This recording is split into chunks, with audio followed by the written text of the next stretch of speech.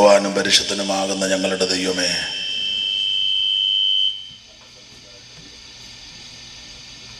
മഹത്വപ്പെടുത്തുവാൻ ഇങ്ങനെ നൽകിയ സന്ദർഭത്തിനായിട്ട് സ്തോത്രം. കഴിഞ്ഞ രാത്രി തിരുവചനം ധ്യാനിപ്പാൻ ഞങ്ങൾക്ക് സാവകാശം തന്നു. അതുകൊണ്ട് ഇന്ന് രാത്രിയിലും ചെയ്യുവാൻ അവിടുത്തോട് അപേക്ഷിക്കുന്നു. അങ്ങയുടെ അഭിഷിക്തദാസന്മാരെയും ജനത്തെയും ആശീർവദിക്കണം. എളിയവൻ്റെ മേലും തിരുകൃപ ചൊരിയണം. സന്നിധി ബോധം ഞങ്ങൾക്ക് നൽകണം. പുത്രനെ ഞങ്ങളെ കൂടി മഹത്വപ്പെടുത്തണമേ. ക്രിസ്തുയേശുവിൻ്റെ നിസ്തുല്യ നാമത്തിൽ അപേക്ഷിക്കുന്നു. ദയമൂലം കേൾക്കണം സ്വർഗസ്ഥ പിതാവേ, ആമേൻ. നമ്മുടെ കരമുയർത്തി ദൈവത്തെ സ്തുതിക്കാം. ഹല്ലേലൂയ. ഈ നല്ല രാത്രി സമയത്തിനായിട്ട് ദൈവത്തെ സ്തുതിക്കുന്നു. ഇന്ന് രാത്രിയിലെ യോഗാധ്യക്ഷൻ, ഈ സ്ഥലം സഭയുടെ ശുശ്രൂഷ ചെയ്യുന്ന ബഹുമാന്യ കർത്തദാസൻ ഷാജി ദാനിയേൽ അവർകൾ,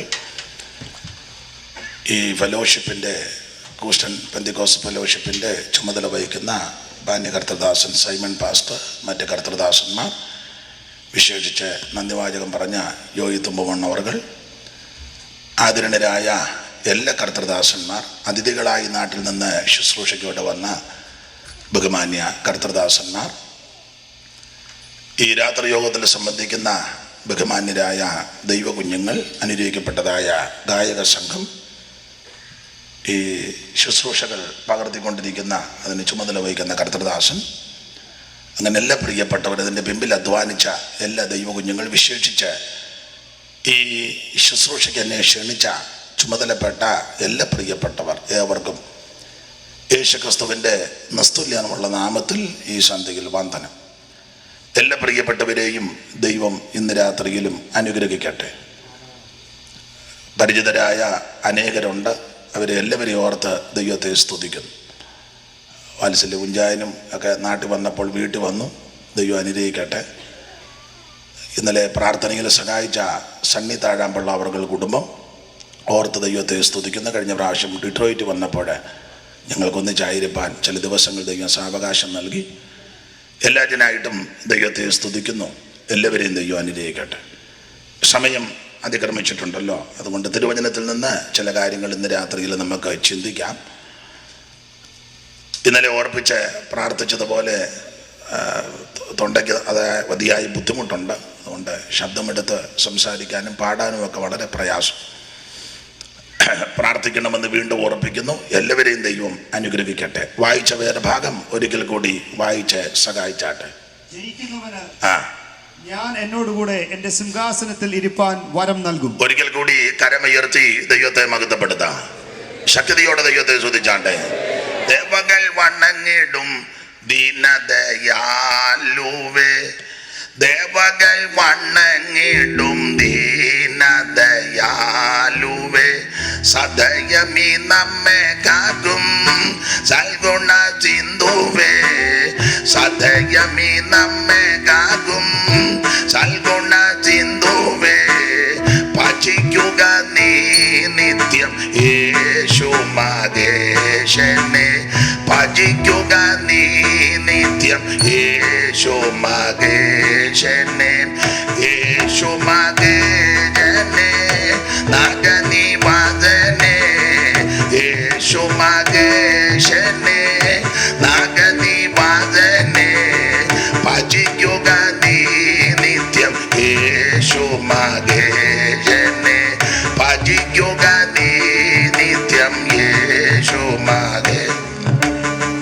മരിയയിൽ അവതാരം ചെയ്തൊരു നാഥനെ, മരിയയിൽ അവതാരം ചെയ്തൊരു നാഥനെ, മലയതിൽ ബലി ചെയ്ത മർത്യ ശരീരനെ, മലയതിൽ ബലി ചെയ്ത മർത്യ ശരീരനെ, ഭജിക്കുക നീ നിത്യം യേശു മഹേശനെ, ഭജിക്കുക നീ നിത്യം യേശു മഹേശനെ, യേശു മഹേശനെ നാഗനി വാദനെ, യേശു മഹേശനെ നാഗനി വാദനെ, ഭജിക്കുക നീ നിത്യം യേശു മഹേശനെ, ഭജിക്കുക നീ നിത്യം യേശു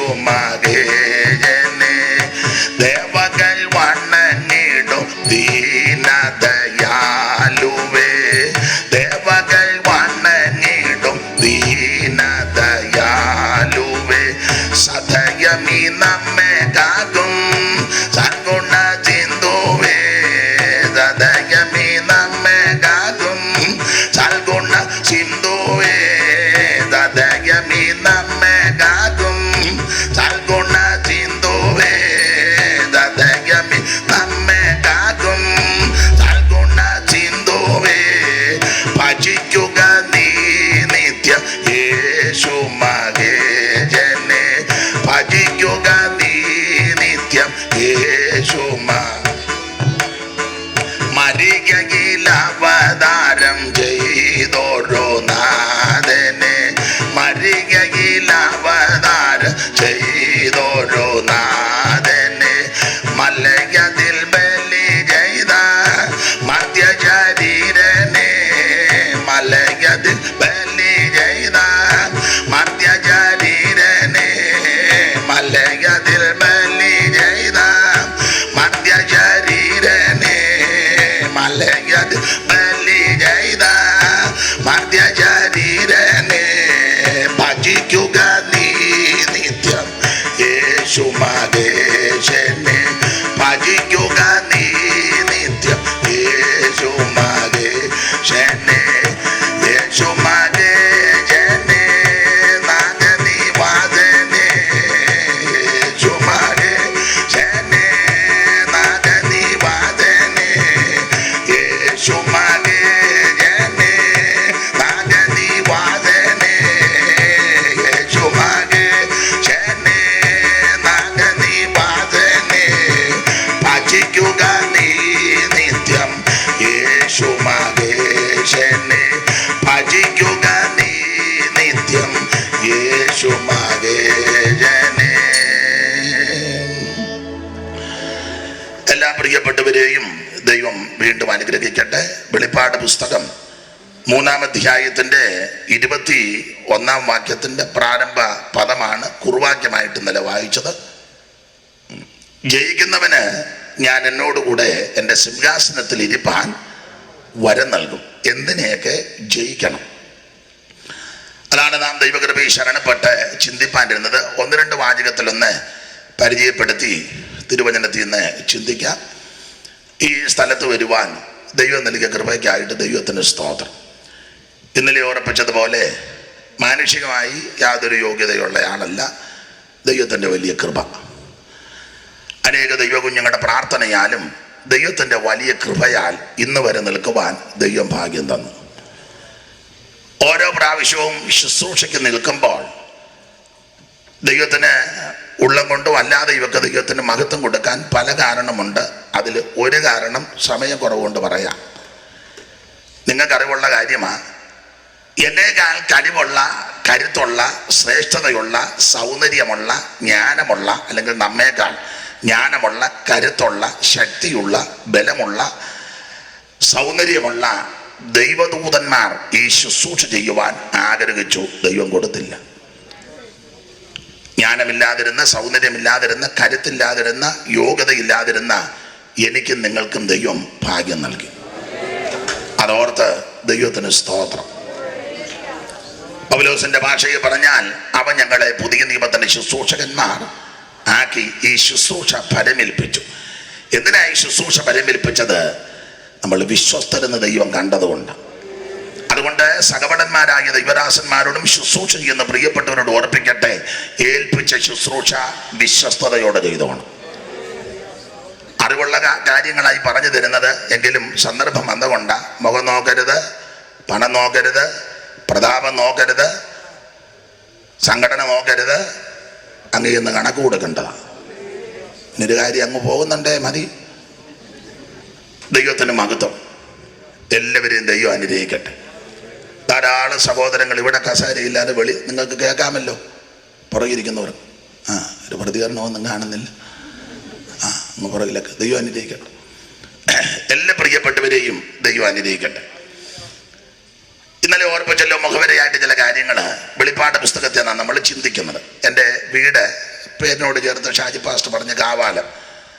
ആലപ്പുഴ ജില്ലയിലെ കുട്ടനാട് താലൂക്കിലെ ഒരു ചെറിയ ഗ്രാമം പഞ്ചായത്താ കാവാലം. അവിടുന്ന് ദൈവം എന്നെ രക്ഷിച്ചു.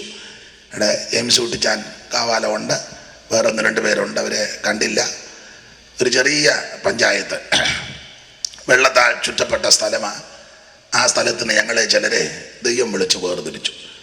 ശേഷമുള്ള ദൈവകുഞ്ഞുങ്ങൾ കാവാലത്തുണ്ട്. അവിടെ ഒരു പുതിയ പ്രവർത്തനം ആരംഭിപ്പാൻ ദൈവം എനിക്കും ഭാഗ്യം തന്നു. കർത്താവിന് മഹത്വം. കുറച്ച് ദൈവമക്കൾ അവിടെ കൂടി വന്ന് ആരാധിക്കുന്നു. അവരെ ഓർത്തും അവിടുത്തെ വേലയോർത്തും പ്രാർത്ഥിക്കണം എന്ന് കർത്തൃനാമത്തിൽ ഓർപ്പിക്കുന്നു. വെള്ളപ്പൊക്കത്തിൻ്റെ കെടുതിയൊക്കെ പലയിടങ്ങളിലുണ്ട്.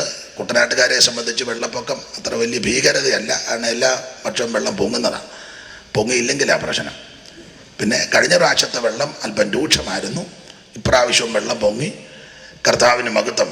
അവിടെയുള്ള ദൈവമക്കളെയും ദേശനിവാസികളെയും എല്ലാം ഓർത്ത് ദൈവ കുഞ്ഞുങ്ങൾ പ്രാർത്ഥിക്കുക. ഞാൻ പലയിടങ്ങളിലും ചെല്ലുമ്പോൾ എന്നോട് ഹൃദയം തുറന്നായി പറയാൻ എന്നോട് പലരും ചോദിക്കാറുണ്ട്, പല രാജ്യങ്ങളിലൊക്കെ പോയിട്ടുണ്ടല്ലോ, ഏറ്റവും നല്ല സ്ഥലവും ഇഷ്ടപ്പെട്ട സ്ഥലം. ഞാൻ പറയും ഞങ്ങളുടെ കാവാലമാണ് എനിക്കിഷ്ടം. അത് ഹൃദയം തുറന്നാ പറയുന്നത്. എനിക്ക് കാവാലമാണ് ഇഷ്ടം. എൻ്റെ ഒത്തിരി കാര്യമുണ്ട്. നിങ്ങൾ ഇപ്പം മൈക്ക് എൻ്റെ കയ്യിലായതുകൊണ്ടാണ് ഞാനിതെല്ലാം പറയുന്നത്. നിങ്ങളുടെ കിട്ടിയ ജോൺസൺ പാസ് പറയും വിലങ്ങ ചെറുവക്കൽ അന്ന് തന്നെ പറയുള്ളൂ. ഇരിപ്പ് കണ്ടപ്പോൾ എനിക്കറിയാം, എല്ലാവരും അങ്ങനെ പറയുള്ളൂ. അപ്പം ഞങ്ങളുടെ നാട്ടിലെ ഒരു വിശേഷത, അത് പലയിടത്തും ഉണ്ട്, എങ്കിലും ഞാൻ എന്നെ സംബന്ധിച്ച് നമ്മുടെ വീട്ടിലെ ഒരു കാര്യം നടന്ന, ഒരു മരണമോ ഒരു വിവാഹമൊക്കെ നടന്നാൽ നാട്ടുകാരെല്ലാം ചെയ്തു തരുന്നത്. അത് പലയിടത്തും കാണാറില്ല, ചിലയിടങ്ങളിലുണ്ട്. എല്ലാ കാര്യങ്ങളും അയലത്തെ കാര്യം, സ്നേഹിതരും, അത് കച്ചു പച്ച വർണ്ണ വ്യത്യാസം കൂടാതെ അതൊരു നല്ല സ്ഥലമാണ് ഞങ്ങളുടെ കാവാലം. ഒരിക്കൽ ഞാനൊരു സ്ഥലത്ത് ചെന്നപ്പോൾ ഒരമ്മ പറഞ്ഞു, എവിടാ വീട്? ഞാൻ പറഞ്ഞു കാവാലത്താ. വെള്ളക്കുഴിയല്ലയോ എന്ന് ഇകഴ്ത്തി പറഞ്ഞതാണ്. പിന്നെ ഞാൻ കുട്ടനാട് ശൈലിയിലൊക്കെ ചിലപ്പം അത്ര സ്റ്റാൻഡേർഡ് ആയിരിക്കില്ല. ഞാൻ പറഞ്ഞു നല്ല നോക്കിയും കണ്ടും വർത്താനം പറയണം. കാവാലം പോലെ എത്രയോ പ്രഗത്ഭന്മാരുണ്ട് കാവാലത്ത്. നിങ്ങൾക്കറിയാം കാവാലം നാരായണ പണിക്കർ, അദ്ദേഹത്തിൻ്റെ മകനാണ് കാവാലം ശ്രീകുമാർ. പിന്നെ നിങ്ങൾ ചോദിക്കുക കൺവെൻഷൻ എന്ന് വെച്ച് കാവാലം പറയാനാണോന്ന്. അത് കാവാലത്തിൽ നെയ്യോ എന്നെ കൊണ്ടുവന്ന് കാവാലം പറഞ്ഞേ ഉള്ളൂ. സ്തോത്രം. അദ്ദേഹത്തിന് അവരുടെ അമ്മാച്ചനായിരുന്നു സർദാർ KM പണിക്കർ. അങ്ങനെ ഒത്തിരി പ്രഗത്ഭന്മാർ. കായൽ രാജാവായിരുന്നു മുരിക്കൻ. പുളുങ്ങതിനടുത്ത IC ചാക്കോ, അദ്ദേഹം 1800കളിൽ ലണ്ടനിൽ പോയി പഠിച്ചതാണ്.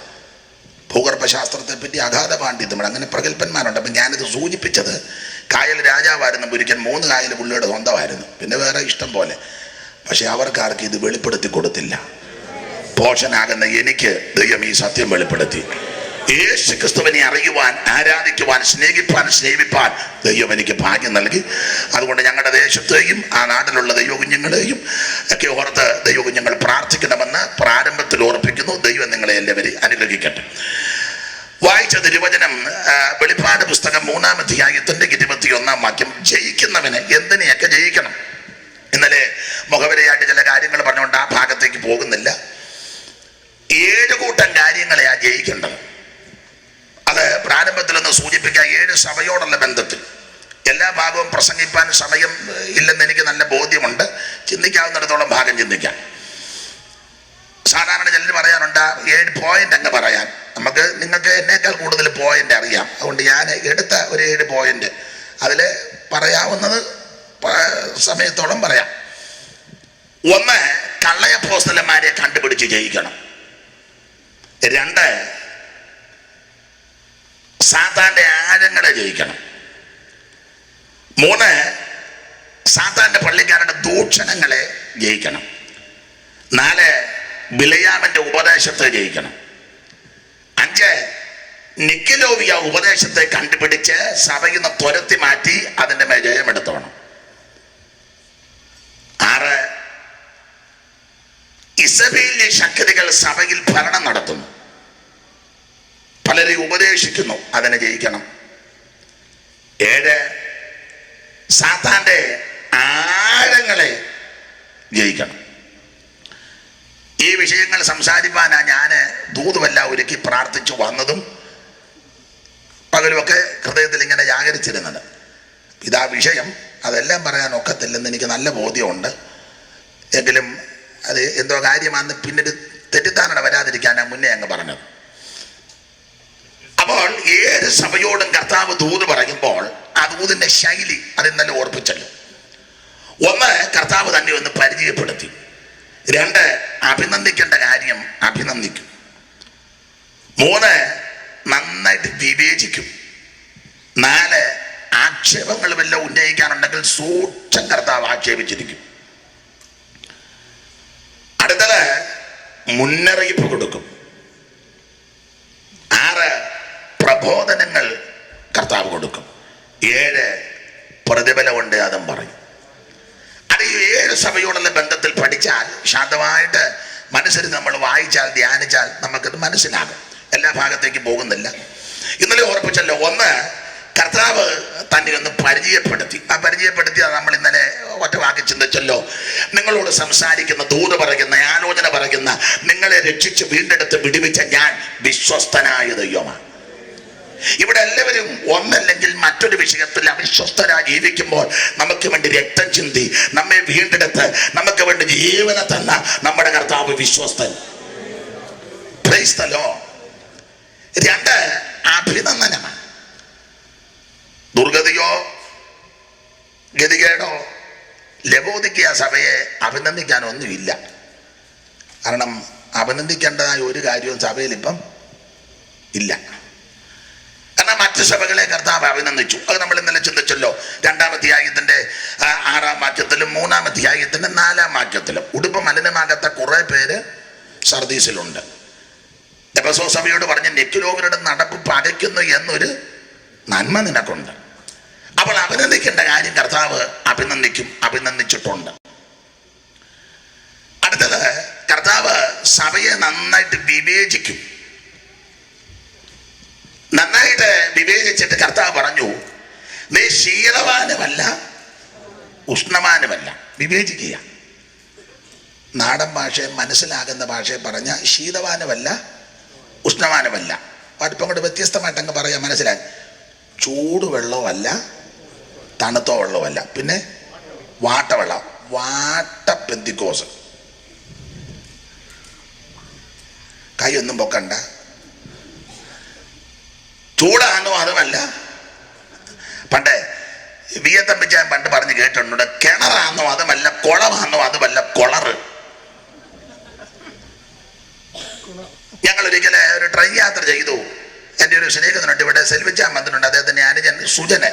അപ്പം അദ്ദേഹത്തിൻ്റെ ഒരു ബന്ധുവുണ്ട്. ഞങ്ങൾ യാത്ര ചെയ്തപ്പം പുള്ളി ചായ കൊണ്ട് വന്നപ്പം പുള്ളി ചോദിച്ചു, സുജനെ ചായ വേണോ വേണ്ടല്ലോ എന്ന്. പുള്ളി തന്നെ പറഞ്ഞേ, ചായ വേണോ വേണ്ടല്ലോ. സുജൻ അതിലും മിടുക്കൻ, അവൻ പറഞ്ഞു വേണ്ടണം.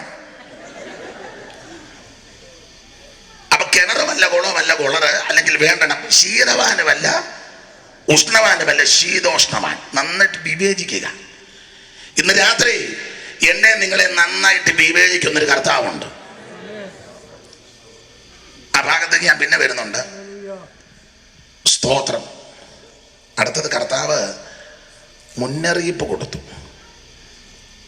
നീ ഇങ്ങനെയൊക്കെ ജീവിച്ചേതാ, ശീതവാനുമല്ല ഉഷ്ണവാനുമല്ല. എന്നിട്ട് താഴോട്ട് 17-18 വാക്യത്തിലുണ്ട്, ഞാൻ സമ്പന്നൻ ധനവാനായിരിക്കുന്നു, എനിക്കൊന്നിനും. ഇങ്ങനെല്ലാം പറഞ്ഞ് നീ അരിഷ്ടനും ദരിദ്രനും നഗ്നനും. അയ്യോ, എന്തോ ഒരു കാര്യമാണ്. ഈ പുള്ളി സമ്പന്നൻ, എനിക്കെല്ലാം അറിയാന്നുള്ള അഹമ്മതി പൗലോസിന്റെ ഭാഷ പറഞ്ഞ് ഞങ്ങൾക്ക് ചീർത്ത് കർത്താവ് മുന്നറിയിപ്പ് കൊടുത്തു. ഇങ്ങനെയൊക്കെ പോയാൽ ഞാൻ നിന്നെ എൻ്റെ വായിൽ നിന്ന് ഉമിണ് കളയും. ഉമിണ് കളഞ്ഞിട്ടില്ല, ഇനി ഇങ്ങനെ പോയാൽ. സ്തോത്രം. ഉമിണ് കളയും.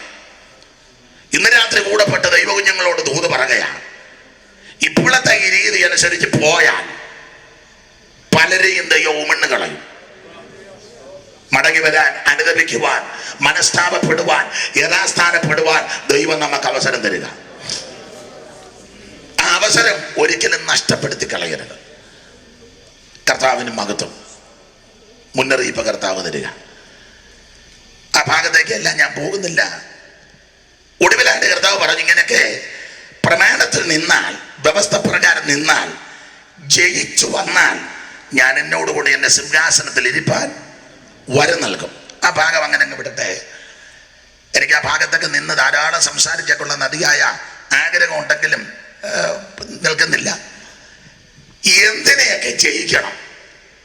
ഒറ്റവാക്കിൽ പറയാം, ജയിക്കാൻ എന്താ മാർഗം? ധാരാളം മാർഗങ്ങളുണ്ട് തിരുവചനത്തിൽ.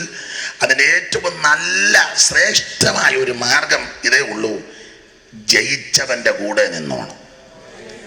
ജയിച്ചവൻ ആരാണെന്ന് ഞാൻ പൊതുവെ പറയട്ടെ. നിങ്ങൾക്കറിയാം, കർത്താവാകുന്ന യേശു ക്രിസ്തു എന്തിനെ ജയിച്ചു? എല്ലാത്തിനെയും ജയിച്ചു.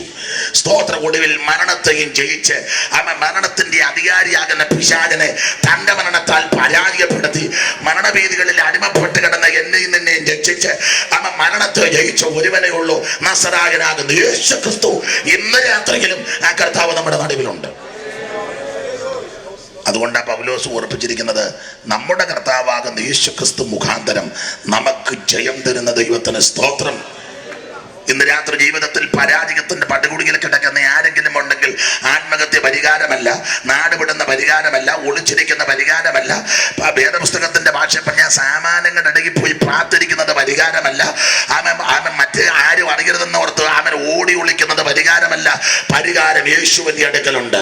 സകലത്തെയും ജയിച്ചവൻ, മരണത്തെ ജയിച്ചവൻ, എല്ലാറ്റിൻ മേലെ ജയമെടുത്ത നസറായൻ ഇന്ന് രാത്രി ഇവിടെ വന്നിട്ടുണ്ട്.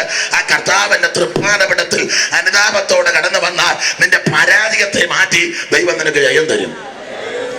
എല്ലാ വിഷയത്തിലും ജയം തരും. ദൈവത്തിന് സ്തോത്രം. അതുകൊണ്ട് വചനത്തിൽ നിന്ന് ചില കാര്യങ്ങൾ വീണ്ടും ചിന്തിക്കാം. എന്തിനെയൊക്കെ ജയിക്കണം? ഒന്ന്, ആ 2-ാം അധ്യായത്തിന്റെ 2-ാം വാക്യം ഒന്ന് വായിച്ചേര്. വെളിപ്പാട് പുസ്തകം 2:2.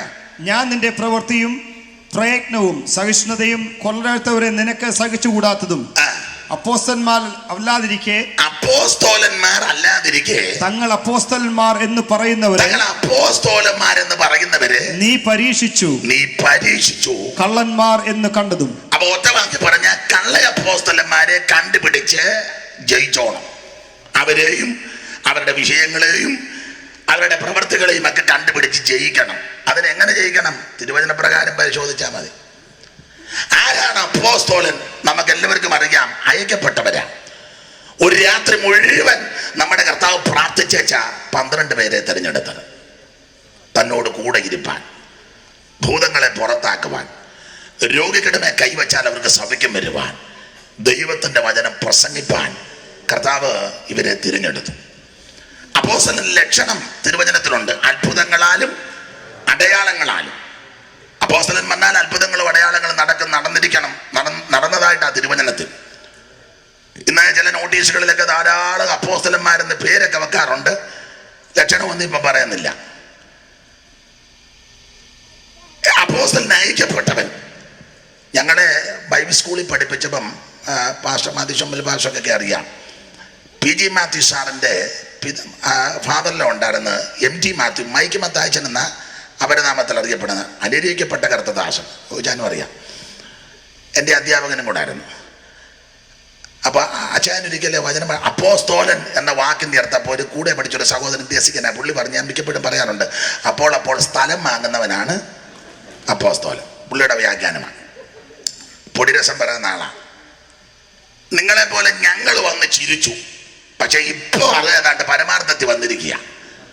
അപ്പോൾ കൂടെ വിദേശത്ത് വരിക, നാട്ടിൽ ചെല്ലുക, അപ്പോൾ സ്ഥലം വാങ്ങുക. അങ്ങനെ അപ്പോൾ കിട്ടിയ കാശ് കൊണ്ട് അപ്പോൾ അടാതിടങ്ങളിൽ സ്ഥലം വാങ്ങി പുള്ളി ദേശത്തെ അപ്പോ സ്ഥലനായി. അതാണ് അപ്പോ സ്ഥലം. അപ്പോസ്തലൻ അയക്കപ്പെട്ടവനാ. ഇനി അപ്പോസ്തലിക ശുശ്രൂഷ വിവരിക്കുന്നില്ല. ഒന്ന്, ഉപദേശപരമായ വിഷയത്തിൽ അറിവുള്ള ആളായിരിക്കണം. ഉപദേശം ചോദിക്കുന്നവനെ ശാസിച്ചിട്ട് മുങ്ങരുത്. എന്താ പാസ്റ്ററെ അതിന്റെ വിഷയം? യേശുവിന്റെ നാമത്തിൽ ചോദിച്ചു വരുന്ന എല്ലാ പോരുകളെയും പത്രോസ് പറഞ്ഞ, നിങ്ങളിലുള്ള പ്രത്യാശയെക്കുറിച്ച് ന്യായം ചോദിക്കുന്ന ഏവനോട് സൗമ്യതയും ഭയഭക്തിയും കൊണ്ട് പ്രതിപാദനം പറവാൻ എപ്പോഴും ഒരുങ്ങിയിരിക്കണമെന്ന്. ഉടക്കുണ്ടാക്കാനല്ല, സൗമ്യതയോടെ. കർത്താവിന് മഹത്വം. വളരെ സൗമ്യതയോടെ. നിങ്ങൾക്ക് അറിവുള്ള കാര്യമാ, പ്രായമുള്ളവർക്ക് കുറച്ചുകൂടെ തിട്ടമാ. ഞാൻ കേട്ടറിവാണ്. പണ്ട് കേരളത്തിലെ ഒരു മനുഷ്യൻ, ഹൈന്ദവ സഹോദരൻ വന്ന് ക്രിസ്ത്യാനികൾക്കെതിരെ പ്രസംഗിച്ചു. പുള്ളി 16 ചോദ്യമാണ് ചോദിച്ച് ക്രിസ്ത്യാനികളോട്. 16 ചോദ്യം. ഒരു നമ്പ്യാതിരിയാണ്. 16 ചോദ്യം ചോദിച്ചു. അതിൽ ഓരോ ചോദ്യമുണ്ട്. അത് ഗഹനമേറിയ ചോദ്യമാണ്. കന്യക എങ്ങനെ ഗർഭിണിയാകും? അതാണ് ഒന്നാമത്തെ ചോദ്യം. ഇതുപോലെ 15 കൂടെ, മൊത്തം 16. കേരളത്തിലെ ക്രൈസ്തവരെ എല്ലാം വെല്ലുവിളിച്ച അദ്ദേഹം ചോദ്യം ഉന്നയിച്ചത്. ആരും മറുപടി പറഞ്ഞില്ല. കാലത്ത് തുണി കണ്ടമാനം തയ്പ്പിച്ച് വസ്ത്രം ധരിച്ചാലൊന്നും നമ്പ്യാരുടെ ചോദ്യത്തിന് മറുപടി കൊടുക്കാൻ ഒക്കുകയല്ല. ആവശ്യമില്ലാത്തെല്ലാം കൈ ഒക്കെ പിടിച്ചുകൊണ്ട് നടന്നുകൊണ്ടൊന്നും മറുപടി, വണ്ണം വെച്ചുകൊണ്ടോ ഡോക്ടറേറ്റ് എടുത്തുകൊണ്ടൊന്നും മറുപടി കൊടുത്തില്ല. ഞാൻ ആ ഭാഗത്തേക്ക് പോകുന്നില്ല. ആരുമില്ല മറുപടി പറയാൻ. അപ്പോൾ അന്നത്തെ സഭയുടെ മേലധ്യക്ഷന്മാരെല്ലാം കൂടെ കൂട്ടം കൂടി വെച്ച് പറഞ്ഞ് ഇങ്ങനെ നാടനീള പന്തൽ കെട്ടി ചോദ്യം ചോദിക്കുക. 16 ചോദ്യം. ആരും പറയുന്നില്ല. അപ്പോൾ അന്ന് സഭാ മേലധ്യക്ഷന്മാരെല്ലാം കൂടെ ഒന്നിച്ച് കൂടിയേച്ചേ പറഞ്ഞതിന് പരിഹാരം മറുപടി കൊടുക്കാൻ ഒരാളേ ഉള്ളൂ. കുന്നപ്പുറത്ത് സൈമൺ, കൊച്ചു സൈമൺ. അദ്ദേഹം സാറ് എന്ന് മദ്രാസിൽ യോഗം നടത്തുകാരനെന്ന. അന്നത്തെ കാലത്ത് കമ്പി അടിച്ചു. സൈമൺ സാറിനെ കൊണ്ടുവന്നു. തൻ്റെ ശിഷ്യന്മാരെ പറഞ്ഞു വിട്ടു ചോദ്യമെല്ലാം എഴുതിക്കൊണ്ട് വരാൻ. ശിഷ്യന്മാർ കടന്നു ചെന്ന് നമ്പ്യാരുടെ 16 ചോദ്യവും പ്രസംഗിക്കുന്നിടത്ത് പോയി നിന്ന് കേട്ട് എഴുതിക്കൊണ്ട് വന്നു. 1 മാസം സാറ് അക്ഷരം മിണ്ടിയില്ല. അന്ന് മാർത്തോമാ പുലാത്തിന് വെച്ച കാര്യങ്ങളൊക്കെ ധാരണ വന്നത്. അതിൻ്റെ ദൈവത്തിൻ്റെ നീതിയുണ്ട്. പണ്ട് ഈ മാർത്തോമാ പുലാത്തിൽ നിന്ന് സാറിനെ ആട്ടി ഓടിച്ചതാണ്. അവർ തന്നെ തിരിച്ച് വിളിച്ചെന്നുള്ളതാണ്. അങ്ങനെയൊക്കെ ദൈവം ചെയ്യും. അത് ദൈവത്തിൻ്റെ പദ്ധതിയാണ്. സാറിനെ ആട്ടി വിട്ടു, ഇറങ്ങിപ്പോകാൻ പറഞ്ഞു, മുടക്കിയതാണ്. അവർ തന്നെ പുള്ളിയെ തിരിച്ച്, ഞാൻ അനുഭവത്തിൽ നിന്ന് പറയാം, നമുക്കെതിരെ ആക്ഷേപങ്ങളോ അപവാദങ്ങളോ നിന്ദകളോ പരിഹാസം വരുമ്പോൾ മറുപടിക്കൊന്നും പോകരുത്, തെളിയിക്കാനും പോകരുത്, ഉടക്കുണ്ടാക്കാനും പോകരുത്. എൻ്റെ അനുഭവം മുട്ടുമടക്കി പ്രാർത്ഥിച്ചോണം. നീതിയോടെ വിധിക്കുന്നൊരു ദൈവമുണ്ട്. ഈ അടുത്ത കാലത്തും പേര് പറയത്തില്ല. ഞാൻ പേര് പറയുന്നത് എനിക്ക് അത്ര തൃപ്തിയല്ല. പിന്നെ അതാരാന്ന് നിർബന്ധമായിട്ട് അറിയണേ യോഗം കഴിഞ്ഞ് വന്നാൽ പറയാം. അത് മൊബൈൽ ഓഫ് ആക്കി വെച്ച് പറഞ്ഞു. എനിക്കിപ്പോൾ ആരും വിശ്വാസമില്ലാതെ ഞാനും നടക്കുന്നത്. അതെ, സത്യമായ കാര്യമാണ് ഇനി പറയാം. ഞാൻ കഴിഞ്ഞ പ്രാവശ്യം ഒക്കലവുമായി വന്നത് കഴിഞ്ഞ് കാനഡയിലൊന്ന് പോയ ചരിത്രവും സ്ഥലവും പറയല്ല. അപ്പം നാട്ടിൽ നിന്നൊരു സഹോദരൻ ഇച്ചിരി കാര്യങ്ങളൊക്കെ എഴുതി. നാട്ടിലുള്ളതാണ്, ഇവിടുത്തെ അല്ലേ. ഒരു സഹോദരനൊക്കെ എഴുതി വേറൊരാൾക്ക് പേഴ്സണലി എഴുതി വിട്ടതാണ്. അപ്പം അദ്ദേഹം ഇങ്ങനെ കാര്യം പറഞ്ഞത് ഇന്നതുപോലൊക്കെ എഴുതി. ഞാൻ പറഞ്ഞു, ഓ അത് അറിവില്ലായ്മ കൊണ്ട് എഴുതിയത്, അങ്ങ് വിട്ടുകളാ, പുള്ളിയുടെ ഭോഷത്വമാണ്. അല്ല, നമുക്കത് ഞാൻ ഒന്നും പ്രതികരിക്കണ്ട, വിട്ടുകളാ, സഹോദരനല്ലേ, ക്ഷമിക്ക്, അങ്ങനല്ലേ കർത്താവ് പഠിപ്പിച്ചേ. ചില കാര്യം എന്നെ ഞാനും കണ്ടു. ഞാൻ സ്വോത്രം ചെയ്തങ്ങ് വിട്ടു. ശുശ്രൂഷ കഴിഞ്ഞ് ഞാൻ നാട്ടിൽ ചെന്നപ്പോൾ ഞാനിത് അറിഞ്ഞ മറ്റൊന്നും കാണിച്ചില്ല, കാണിക്കേണ്ട കാര്യമില്ല. നാട്ടിൽ കൂടെ ഞാനൊരു ശുശ്രൂഷയ്ക്ക് പോയപ്പോൾ ഈ സഹോദരൻ ബസ് സ്റ്റോപ്പിൽ നിൽക്കുന്നു. ഞാൻ വണ്ടി ഓടിച്ച സ്വന്തം വണ്ടി അവിടെ നിർത്താൻ പറഞ്ഞു.